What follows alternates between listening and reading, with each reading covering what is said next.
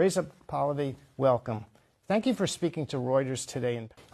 I've spoken to some of your financial backers who are part of a group that have donated more than $3 million to you, and I guess your campaign.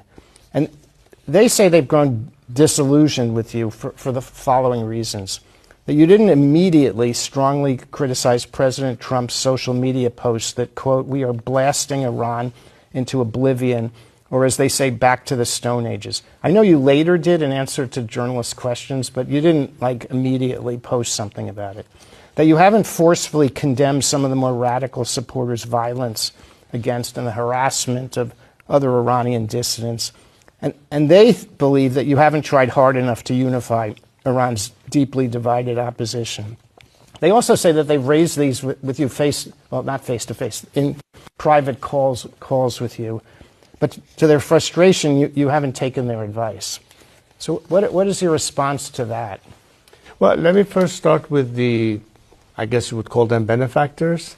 I'm not going to change the mission based on the benefactor's expectation that I pay you, but you have to do X, Y, and Z. That's not the way it works. Well, there were two things. One is that you haven't tried hard enough to unify Iran's deeply divided opposition, and that they've raised these issues with you, and that you haven't taken their advice. Well, I think that for the last at least 2 years, I've been extremely active in broadening the tent, so to speak.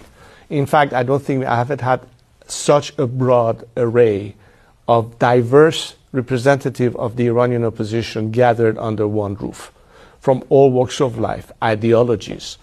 In fact, I've reached out to people who were, at the time, my father's worst enemies.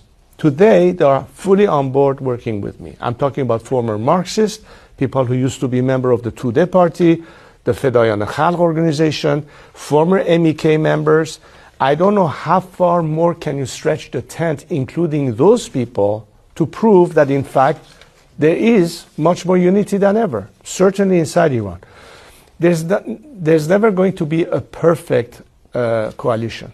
But I think that I've extended this tent pretty large, and I don't know how much the people who make such statements have actually followed or are aware of the meetings I've had and the gatherings that I've had.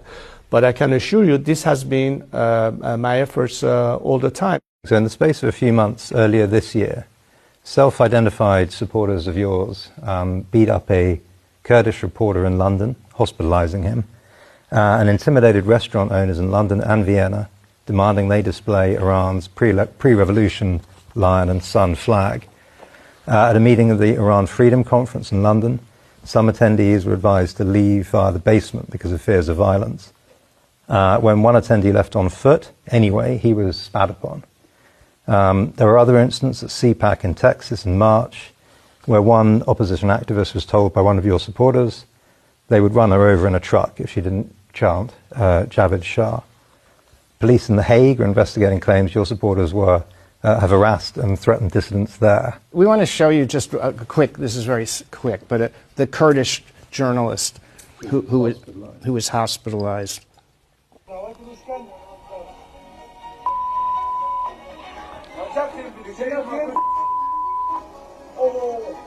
not standing around, are we? Come on, let's walk. What is your response to that?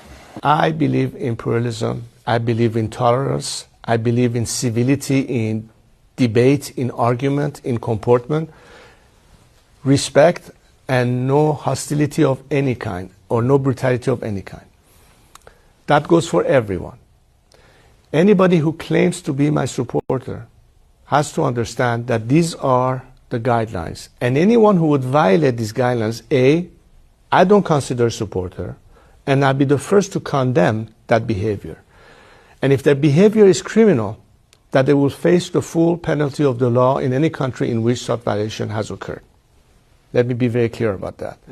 And finally, I would also say that don't forget that the regime has also a lot of plans, a lot of agents provocateurs, as the French will say, agitators, masquerading as supporters of this or that group, to create, in fact, this kind of conflict.